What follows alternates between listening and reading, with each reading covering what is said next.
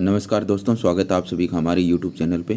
तो आज के इस वीडियो में हम बाइनोमियल थ्योरम से रिलेटेड कुछ और क्वेश्चन सोल्व करेंगे जो आरपीएससी द्वारा पूछे हुए हैं।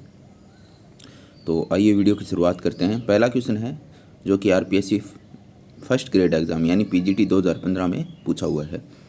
यदि 1 + x की power n = c0 + c1 x plus up to plus cn x की पावर n है, तब c0 + 2c1 + 3c2 plus n terms हैं ये प्लस n + 1 cn का मान है।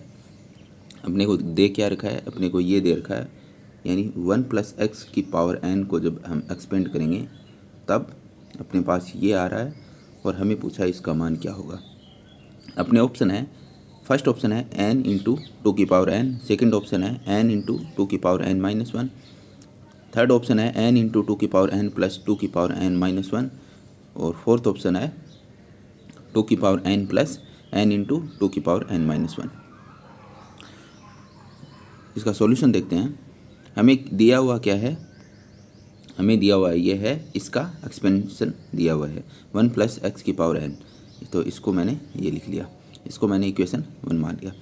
अब मुझे क्या करना है, मैं इसका क्या करता हूँ, इसका डिफरेंशियल यानी अवकलन कर देता हूँ।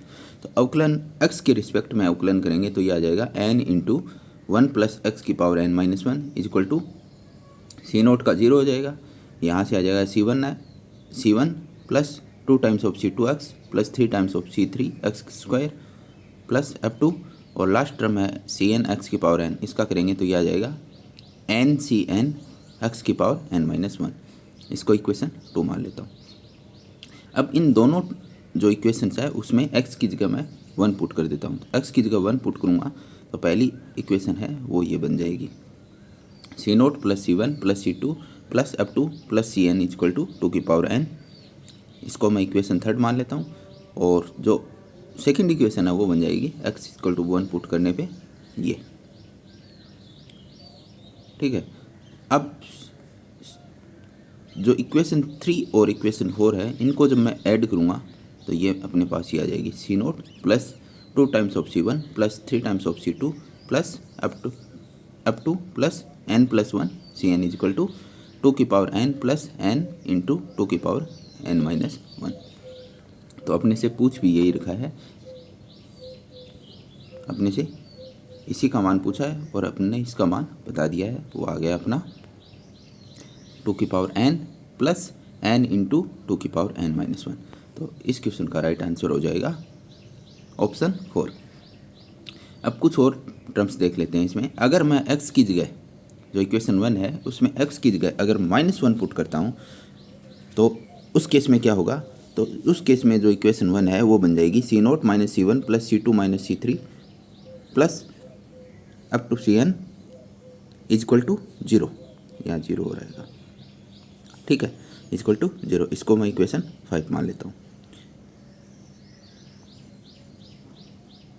ओके, अब इक्वेशन 3 और इक्वेशन 4 है, जब इन दोनों को मैं ऐड करूँगा, सॉरी इक्वेशन जो अपनी इक्वेशन 3 ये है और इक्वेशन 5 को ऐड करूँगा, इक्वेशन 3 और इक्वेशन 5 इन दोनों को ऐड करूँगा तो ये आ जाएगा अपने पास 2 times of c0 plus c2 plus c4 plus up to n times = 2 की पावर n। तो ये आ जाएगा c0 plus c2 plus c4 = 2 की पावर n - 1। तो अपने को ये भी ध्यान में रखना है, ठीक है। इसी प्रकार जब मैं इक्वेशन 3 और इक्वेशन 5 को सब्ट्रैक्ट करूँगा, ये इक्वेशन 5 आएगा, यहाँ 4 की जगह आपको 5 कर लेना है, ठीक है। तो इनको सब्ट्रैक्ट करेंगे तो यहाँ पे क्या होगा, जो माइनस वाली टर्म्स है वो बच जाएगी। तो इस केस में आ जाएगा 2 times of c1 plus c3 plus c5 plus up to n times = 2 की पावर n। तो ये आ जाएगा c1 plus c3 plus c5 plus up to n times = 2 की पावर n - 1। तो ये दोनों जो रिजल्ट हैं वो भी अपने को ध्यान में रखना है, ठीक है। अगला क्वेश्चन है जो आरपीएससी फर्स्ट ग्रेड एग्जाम 2015 में पूछा हुआ है। यदि y = x - x² plus x की घात एक्स की पावर 3 माइनस एक्स की power 4 plus up to n times है, सॉरी एन टाइम्स नहीं, ये इनफाइनाइट टाइम्स है, ये इनफाइनाइट टाइम्स है। यदि y is equal to x minus x square plus x की पावर 3 माइनस एक्स की power 4 plus up to infinite times, तो फर्स्ट ऑप्शन है x is equal to y minus y square plus y की power 3 minus y की power 4 plus infinite times. Second option है x is equal to y plus y square plus y की power 3 plus y की power 4 plus infinite times. Third option है x is equal to -1 plus y square minus y की power 3 plus y की power 4 plus up to infinite times. And fourth option है x is equal to minus y minus y square minus y की power 3 minus y की power 4 plus up to infinite times. तो हमें क्या given है, हमें ये गिवन है कि y की वैल्यू ये है, y है वो इस एक्सपेंशन के इक्वल है। तो हमें बताना है कि x है और x और y के बीच में क्या रिलेशन है। ठीक है। तो अभी तक हमने जो बाइनोमियल एक्सपेंशन देखे थे उसमें क्या था कि जो 1 प्लस एक्स की पावर n है, यहाँ पे n क्या है, नेचुरल नंबर था। ठीक है, और x पे कोई भी कंडीशन नहीं थी। ठीक है, यहाँ पे अब हम क्या करते हैं, हम n को क्या करते हैं, एक प्रीमेय संख्या मान लेते हैं। अगर n एक प्रीमेय संख्या है, वह x एक वास्तविक संख्या है तथा मोड x लेस देन 1 है, तब उस केस में क्या होगा, यानी x प्रीमेय संख्या है, सॉरी n प्रीमेय संख्या है और x एक वास्तविक संख्या है और उसकी वैल्यू है वो -1 से 1 के बीच में, यानी मोड x है वो लेस देन 1 है। उस केस में 1 प्लस एक्स की पावर n का एक्सपेंशन करेंगे तो ये अपने पास ये आएगा। ठीक है, और इसमें जो टर्म्स होंगी वो अनंत टर्म्स होंगी। ठीक है, इस केस में जो 1 प्लस एक्स की पावर n है उसके एक्सपेंशन में इनफाइनाइट टर्म्स होगी। ओके, अब अगर n एक ऋणात्मक संख्या है उस केस में क्या होगा। उस केस में देखिए, अगर n एक ऋणात्मक संख्या है तो पहले हम 1 माइनस एक्स की पावर -1 का एक्सपेंशन करेंगे तो अपने पास ये आ जाएगा। यानी इस इक्वेशन में हमें x की जगह -x पुट करना है और n की जगह -1 पुट करेंगे, तब अपने पास ये इक्वेशन आ जाएगी। ठीक है, इसी प्रकार अगर हम 1 प्लस एक्स की पावर -1 का एक्सपेंशन करेंगे तो अपने पास ये आ जाएगा। यानी इस इक्वेशन में अपने को n की जगह क्या करना है, -1 पुट करना है। तो n की जगह -1 पुट करेंगे तो अपने पास ये आ जाएगा। अब देखिए हमें गिवन क्या है, हमें गिवन है y is equal to x minus x square plus x की पावर 3 माइनस एक्स की पावर 4 प्लस ये है इनफाइनाइट टर्म्स। ठीक है, तो इस जो गिवन इक्वेशन है, जो गिवन टर्म है, इसको जब मैं इस इक्वेशन के साथ कंपेयर करता हूँ, ठीक है, तो y को मैं लिख सकता हूँ 1 माइनस 1 प्लस एक्स की पावर -1। ठीक है, यानी जो गिवन इक्वेशन है उसको जो सेकंड इक्वेशन है उसके साथ अगर मैं कंपेयर करूँगा तो हम y को लिख सकते हैं 1 माइनस 1 प्लस एक्स की पावर -1। ओके, अब यहाँ से मैंने इसको फर्दर सोल्व किया तो ये आ जाएगा 1 प्लस एक्स की power -1 is equal to 1 minus y, और फर्दर सोल्व करेंगे तो ये आ जाएगा 1 plus x equal to 1 minus y की पावर -1। और 1 माइनस वाई की पावर -1 को जब मैं सोल्व करूँगा तो ये अपने पास आ जाएगा ये, क्योंकि ये मैंने अभी 1 माइनस एक्स की पावर -1 का एक्सपेंशन बताया है कि 1 माइनस एक्स की पावर -1 का एक्सपेंशन ये होता है। तो एक्स की जगह अगर मैं वाई पुट कर देता हूँ तो ये बन जाएगा 1 माइनस वाई की पावर -1 और उसका एक्सपेंशन करेंगे तो ये आ जाएगा। ठीक है, अब दोनों साइड से 1 1 मैं कैंसिल कर देता हूँ तो x आ जाएगा y plus y square plus y की पावर 3 प्लस वाई की power 4 plus up to infinite terms. ठीक है, तो यह आ गया x और y के बीच में रिलेशन। अपने को गिवन क्या था, y गिवन था x की एक एक्सपेंशन के रूप में, और हमने क्या किया है, हमने x बताया है y के एक्सपेंशन के रूप में। ठीक, तो अपने को इस क्वेश्चन में जो ध्यान रखने वाली चीज़ें हैं वो ये है कि अगर n एक प्रीमेय संख्या है और x एक वास्तविक संख्या है और उसकी वैल्यू -1 से 1 के बीच में है, तब उसका एक्सपेंशन करेंगे तब ये होगा। और इसमें इनफाइनाइट टर्म्स होगी। और अगर n एक ऋणात्मक संख्या है तो उस केस में 1 - x की पावर -1 और 1 + x की पावर -1 का एक्सपेंशन करेंगे तो ये आ जाएगा। ठीक है, सिंपली हमें यहाँ क्या पुट करना है, जैसे 1 - x की पावर -1 का एक्सपेंशन करना है तो x की जगह हमने -x पुट किया है और n की जगह -1 पुट किया है, तो ये बन गया। ओके,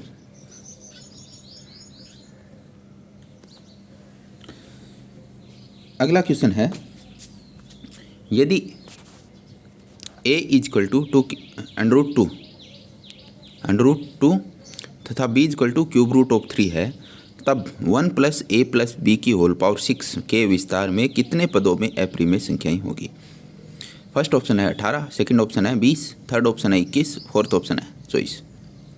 ये क्वेश्चन पूछा हुआ RPSC फर्स्ट ग्रेड एग्जाम 2018 में। ओके, तो यहाँ पे a और b क्या दे रखे हैं अपने को, अप्रिमेय संख्या दे रखी है और अपने को क्या पूछा है 1 + a + b की पावर 6। इसका जब एक्सपेंशन करेंगे तो इसमें जो कितनी टर्म्स हैं वो उसमें अप्रिमेय संख्याएं होंगी, यानी हमें ये बताना। ठीक है, तो देखिए पहले हम देखते हैं कि जब दो टर्म्स हैं x + y की पावर n, उसमें अगर हमें व्यापक पद ज्ञात करना हो, जनरल टर्म ज्ञात करनी हो, तो उस जनरल टर्म क्या होती है NCR। इन जनरल टर्म को हम टिप r+1 से रिप्रेजेंट करते हैं। वो क्या होती है NCR x की पावर n - r और y की पावर r, यही होती है। ओके, इसको मैं जब फर्दर सोल्व करूँगा तो ये आ जाएगी मेरे पास NCR x की पावर n - r y की पावर r। ओके, इसको मैं सोल्व करूँगा तो ये आ जाएगी n factorial upon n - r factorial और r फैक्टोरियल, x की पावर n - r और y की पावर r। ठीक है, n - r को मैं मान लेता हूँ अल्फ़ा और r को मान लेता हूँ बीटा। ठीक है, तो ये क्या आ जाएगा, ये बन जाएगा अपने पास n factorial upon alpha factorial into beta factorial into x की पावर अल्फ़ा और y की पावर बीटा। और यहाँ पे अल्फ़ा और बीटा की कंडीशन क्या है, अल्फ़ा और बीटा है वो n के इक्वल होंगे, हमेशा अल्फ़ा प्लस बीटा है वो n के इक्वल होंगे। और अल्फ़ा और बीटा की वैल्यू है वो 0 से लेके n तक वेरी करेगी। ठीक है, तो ये हुआ जब एक्सपेंशन में दो टर्म्स हों, खाली दो वेरिएबल हों x और y। यहाँ पे अपने को कितने वेरिएबल दे रखे हैं, 3 वेरिएबल, तो उस केस में व्यापक पद ये हो जाएगा अपना 6 फैक्टोरियल। यहाँ पे मैंने 3 जो वेरिएबल माने हैं अल्फ़ा बीटा और गामा, इनकी वैल्यू वेरी करेगी 0 से लेके कहाँ तक, 6 तक। तो ये हो गया 6 factorial upon alpha factorial into beta factorial into gamma factorial into 1 की पावर अल्फ़ा। पहली इसमें 1 है तो 1 की पावर अल्फ़ा हो जाएगी, फिर a की पावर बीटा, a क्या है √2, तो ये आ जाएगी 2 की पावर बीटा बाई 2 इंटू 3 की पावर गामा बाई 3। तो ये हो गया व्यापक पद। अब ये व्यापक पद है, ये व्यापक पद में देखे ये टर्म है, ये तो हमेशा क्या होने वाली है, प्रीमेय होने वाली है। हमें चाहिए कि ये टर्म भी क्या हो, प्रीमेय हो। ठीक है, तो प्रीमेय होने के लिए क्या है कि जो 1 की पावर अल्फ़ा है, 2 की पावर बीटा बाई 2 है, 3 की पावर गामा बाई 3 है, तो इनको जब मैं सोल्व करूँ तो ये एक कैसा आना चाहिए, एक प्रीमेय संख्या आनी चाहिए। ठीक है, तो ये पूरी टर्म्स है वो हमें क्या देनी चाहिए, एक प्रीमेय संख्या देनी चाहिए। ठीक है, तो ये मैंने व्यापक पद लिख दिया और इसमें यहाँ पे अल्फ़ा बीटा गामा की वैल्यू बता दी और alpha plus beta plus gamma है वो 6 के इक्वल है, क्योंकि इन तीनों का सम क्या होना चाहिए, 6 होना चाहिए। ठीक है, तो अब ये पूरी टर्म है, ये एक प्रीमिय संख्या होनी चाहिए। प्रीमिय संख्या होने के लिए क्या चाहिए कि ये जो इंडिविजुअल टर्म्स हैं वो क्या होनी चाहिए, प्रीमिय होना चाहिए। ठीक है, तो 1 की पावर अल्फा ये प्रीमियम कब होगी, प्रीमियम कब होगी, जब अल्फा कुछ भी रख दो इसमें, तो 1 की पावर में कुछ रख दो वह हमेशा 1 ही होने वाला है। ठीक है, तो अल्फा की वैल्यू 0, 1, 2, 3, 4, 5, 6 कुछ भी हो सकती है। ठीक है, अब बीटा ये जो सेकंड टर्म है 2 की पावर बीटा बाई 2 ये प्रीमियम कम होगी जब बीटा बाई 2 क्या है, एक होल नंबर हो यानी पूर्ण संख्या हो। तो उसके लिए क्या हो गया, बीटा की वैल्यू क्या हो सकती है, 0, 2, 4, 6 3 वैल्यू हो सकती है। जैसे 2 रखेंगे तो ये हो जाएगा 2 की पावर 1, 4 रखेंगे तो ये जाएगा 2 की पावर 2, और 6 रखेंगे तो ये जाएगा 2 की पावर 3। तो ये क्या है, ये एक प्रीमिय संख्या है। ठीक है, इसी प्रकार 3 की पावर गामा बाई 3 ये टर्म एक प्रीमिय संख्या कब होगी, जब गामा की वैल्यू 0, 3, 6 यानी गामा बाई 3 क्या होना चाहिए, एक पूर्ण संख्या होनी चाहिए। ठीक है, तो ये हो गई गामा की। तो यहाँ से अपने को पता चल गया है कि अल्फा बीटा गामा की संभावित जो मान है ये हो सकते हैं। अब मैं 1 बाई 1 इसको चेक करता हूँ। जब अल्फा की वैल्यू 0 है उस केस में बीटा की वैल्यू क्या क्या हो सकती है, बीटा 0 हो सकता है और गामा 6 हो सकता है। ठीक है, तो अब इन तीनों को जोड़ेंगे तो अपने पास 6 आ रहा है, तो अल्फा बीटा गामा का एक पेयर तो ये बन जाएगा। इसी प्रकार बीटा की वैल्यू 6 हो सकती है और गामा की वैल्यू 0 हो सकती है, तो ये एक पेयर ये हो जाएगा। जब मैं अल्फा की वैल्यू 1 पुट करता हूँ तो उस केस में क्या होना चाहिए, बीटा प्लस गामा की वैल्यू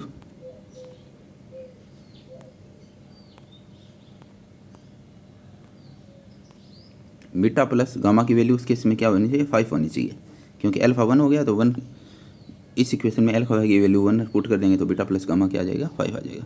तो बीटा प्लस गामा 5 कब हो सकता है, जब ये 2 या 3 हो, एक ही केस बनता है। तो अल्फा बीटा गामा की वैल्यू का पेयर क्या बन जाएगा, 1, 2, 3। जब अल्फा की वैल्यू 2 है तो उस केस में बीटा प्लस गामा की वैल्यू क्या हो जाएगी, 4 हो सकती है। तो 4 कब हो सकती है, जब ये 4 और 0 हो। तो ये अपने पास पेयर बन गया। इसी प्रकार मैं अल्फा की वैल्यू 3, अल्फा की वैल्यू 4, अल्फा की वैल्यू 5 और अल्फा की वैल्यू 6 पुट करके देखूंगा, तो उस केस में अपने पास बीटा और गामा की करस्पॉन्डिंग वैल्यू आ जाएगी। और जब इन तीनों की वैल्यू बन जाएगी तो अपने पास संभावित पेयर बन जाएंगे जो अल्फा बीटा गामा की वैल्यू हो सकते हैं। और इन अल्फा बीटा गामा की वैल्यू के लिए जो ये अपने पास ये वाली टर्म्स है वो एक प्रीमिय संख्या होगी। ठीक है, तो यहाँ पे कुल 7 केस होंगे जिसमें वो व्यापक पद है वो प्रीमिय होगा। ठीक है, अब इस एक्सपेंशन में टोटल टर्म्स कितनी होगी, टोटल टर्म्स मैंने बताया था यहाँ पे n की वैल्यू क्या है, 6 है, और r की वैल्यू क्या है, 3 है, क्योंकि 3 जो वेरिएबल हैं इसमें 1 और a और b। ठीक है, तो इस केस में टोटल पद कितना आ जाएगा, n plus r minus 1, n plus r minus 1 c r minus 1, r क्या है 3 माइनस 1, ये हो जाएंगे टोटल पद। तो ये हो गया 8c2, 8c2 हो जाएगा। 8c2 को सोल्व करेंगे तो ये आ जाएंगे 28 पद। ठीक है, के विस्तार में कुल पद हो जाएंगे ये 28 पद। 28 पद में से 7 पद क्या है, 7 केसेज में क्या है, जो एक्सपेंशन है वो व्यापक पद है, वो एक प्रीमिय संख्या है। तो अप्रीमिय संख्या कितने केसों में आएगा, 28 में से 7 सब्ट्रैक्ट कर देंगे तो 21 केस में अप्रीमिय संख्या है। ठीक है, यही केस होता है जब अपने को पास यहाँ पे अगर अपने को 4 वेरिएबल दे दे, जैसे a plus b plus c plus d की पावर मान लो अपने को दे दिया 28 दे दिया। उस केस में अगर अपने को ज्ञात करना हो कि भाई इसमें कितनी पद होंगे जो अप्रीमिय होंगे, तो हम इसी तरीके से ज्ञात कर सकते हैं। ओके,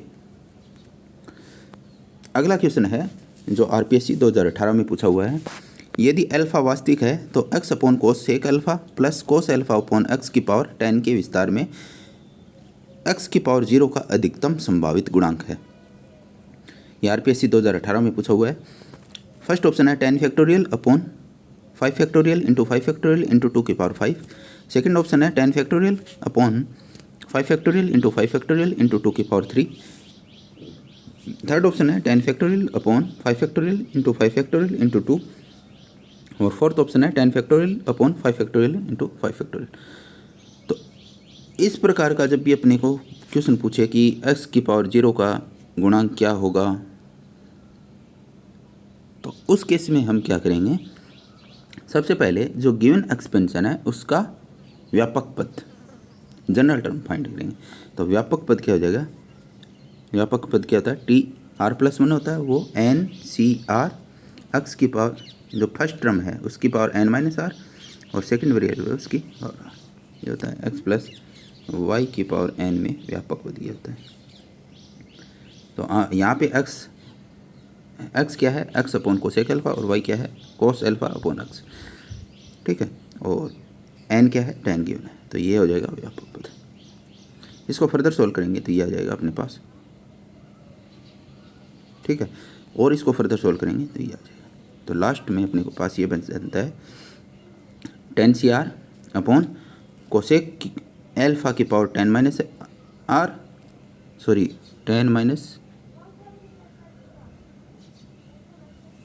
हाँ ये अपने पास ये है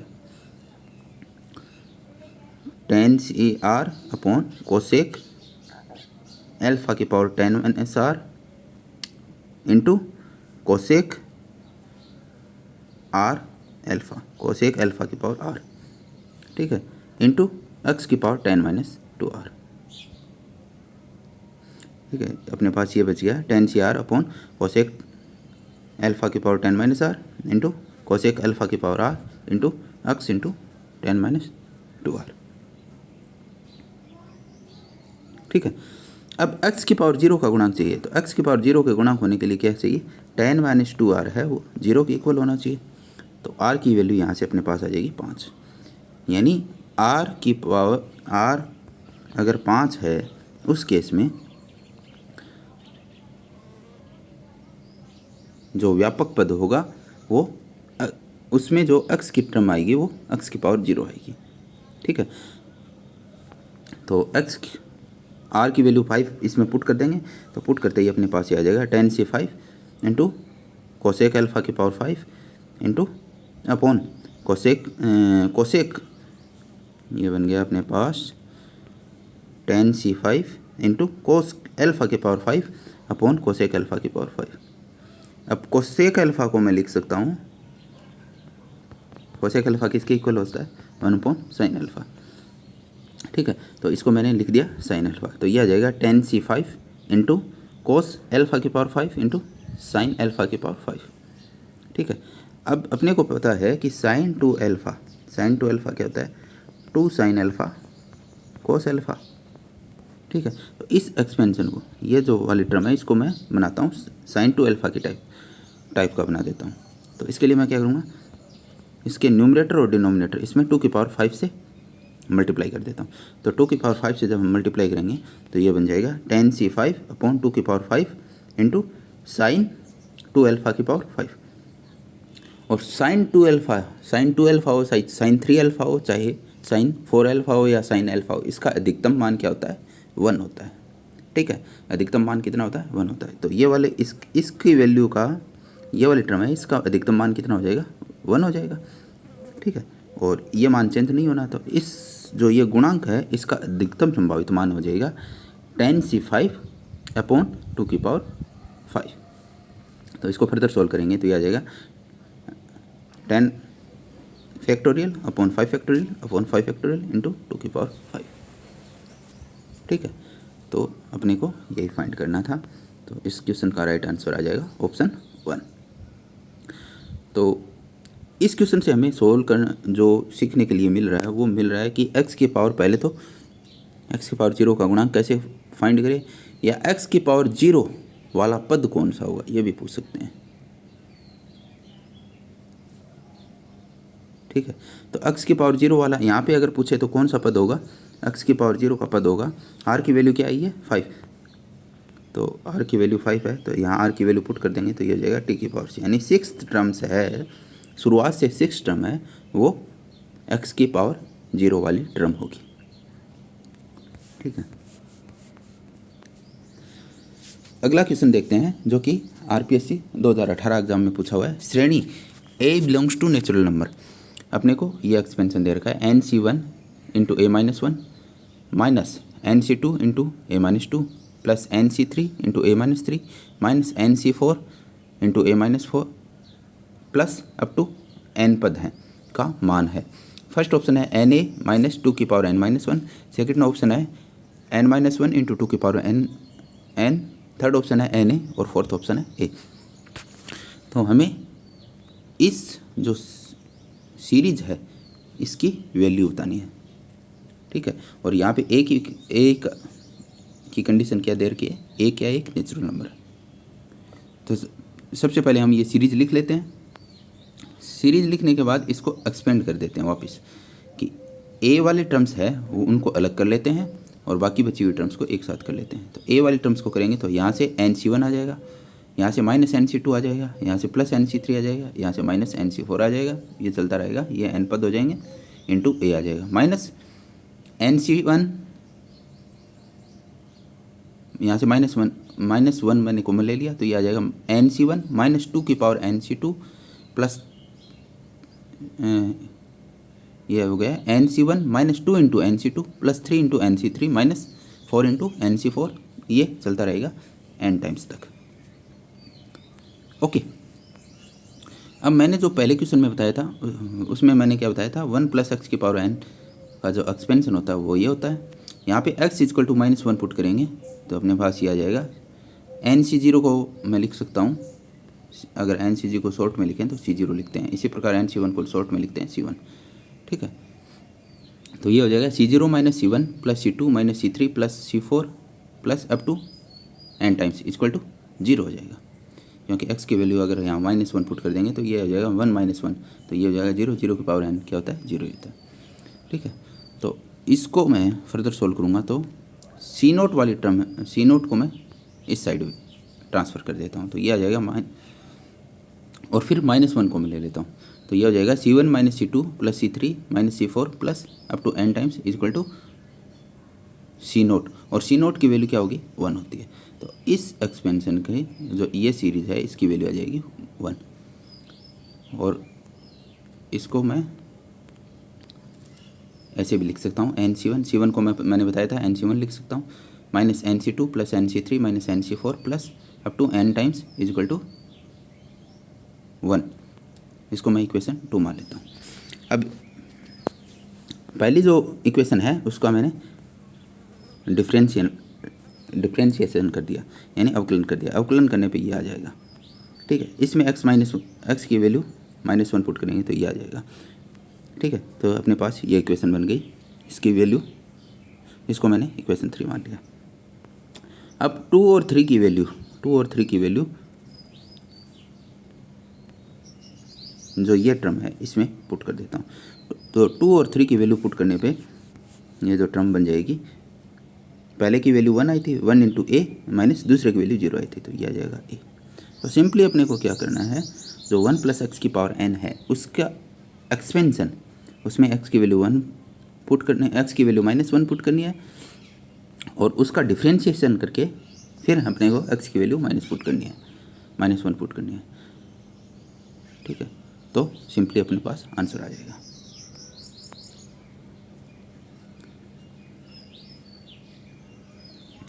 अगला क्वेश्चन है आरपीएससी 2018 में पूछा हुआ है, one plus three x upon five plus two x square upon five की पावर 10 के विस्तार में संख्यात्मक गुणांकों का योग है। फर्स्ट ऑप्शन है 3/5 की पावर 10 प्लस 2/5 की पावर 10। सेकेंड ऑप्शन है 3/5 की पावर 5 इंटू 2/5 की पावर 5। थर्ड ऑप्शन है 2 की पावर 5 इंटू 3 की पावर 5 और फोर्थ ऑप्शन है 2 की पावर 10। तो सबसे पहले हम देख लेते हैं, एक नोट देख लेते हैं। ए एक्स प्लस बी वाई की पावर एन के विस्तार में गुणांकों का योग होता है ए प्लस बी की पावर एन, ठीक है। अगर ये अपने को ये टर्म दे रखी हो तो इसका जब एक्सपेंशन करेंगे तो उसमें जो गुणांक आएंगे उसका योग होगा, वो सिंपली यहाँ पे x की वैल्यू 1 और y की वैल्यू 1 पुट करने पे आ जाएगा a प्लस बी की पावर n, ठीक है। इसी प्रकार ये तो हो गई जब ओनली एक्स और वाई दो वेरिएबल हो। अगर अपने पास इस तरीके के कोई एक्सपेंशन गिवन हो, यदि एफ एक्स इस तरीके का कोई फंक्शन गिवन हो, f x is equal to a naught plus a one x plus a two x square plus up to a m x की पावर एम की पावर एन के विस्तार में गुणांकों को योग याद करना हो, तो हम क्या करेंगे, एक्स की वैल्यू 1 पुट कर देंगे, तो ये हो जाएगा f one is equal to a naught plus a one plus a two plus up to plus a m is equal की पावर एन। तो ये आ गया। इसका जब एक्सपेंशन करेंगे तो इसमें जो गुणांक आएंगे उनका योग। ठीक है।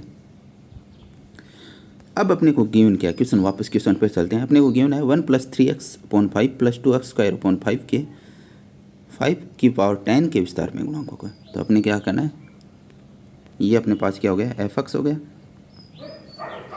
ठीक है, यहाँ पे x इक्वल टू 1 पुट कर देंगे, तो x इक्वल टू 1 रखेंगे तो ये आ जाएगा 2 की पावर 10। तो इसका जब एक्सपेंशन करेंगे तो उसके एक्सपेंशन में जो कोफिशिएंट्स आएंगे उनका योग हो जाएगा ये। ठीक है। तो इस क्वेश्चन से अपने को सीखने को मिल रहा है कि जब भी हम कोई भी एक्सपेंशन करते हैं तो उसके एक्सपेंशन में जो कोफिशिएंट्स आते हैं उनका योग कितना होगा। तो वो सिंपली अपने को क्या करना है, तो वेरिएबल एक्स अगर एक वेरिएबल के फंक्शन के रूप में दे रखा हो तो उस वेरिएबल की 1 पुट कर देंगे। यदि 2 वेरिएबल दे रखे हैं तो उनकी वैल्यू भी क्या करेंगे, 1 पुट कर देंगे। सिंपली 1 पुट करने पे जो वैल्यू आ रही है वो ही उस जो एक्सपेंशन है उसके एक्सपेंशन में जो गुणांक आएंगे उनका योग आ जाएगा। ठीक है। तो इस वीडियो में हमने जो आरपीएससी फर्स्ट ग्रेड एग्ज़ाम है उसमें जो क्वेश्चन पूछे गए हैं वो डिस्कस किए हैं। ये क्वेश्चन यूपी टीजीटी और पीजीटी के लिए भी बेनिफिशियल हो सकते हैं, तो आप इसको सोल्व कर सकते हो। मिलते हैं अगले वीडियो में, तब तक के लिए धन्यवाद।